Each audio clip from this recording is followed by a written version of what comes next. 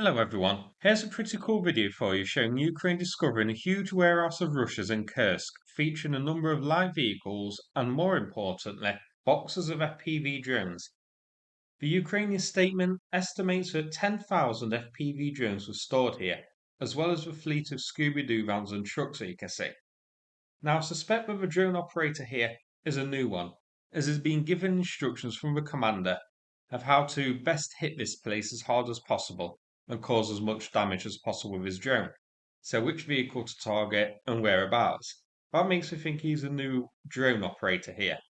I kinda hope this was actually his first ever mission, because what a way to pop your destroying Russian equipment cherry than by wiping out 10,000 FPV drones and 10 vehicles in one go.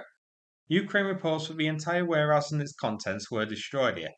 I'm not sure if multiple drones were sent in afterwards and finished the job, or the second one, combined with a hit on the Scooby-Doo van, caused enough of a fire which spread throughout this warehouse here.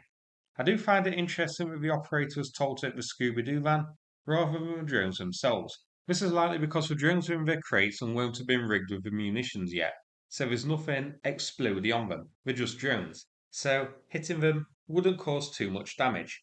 You can also notice that he was told to hit the Scooby-Doo van rather than the buggy.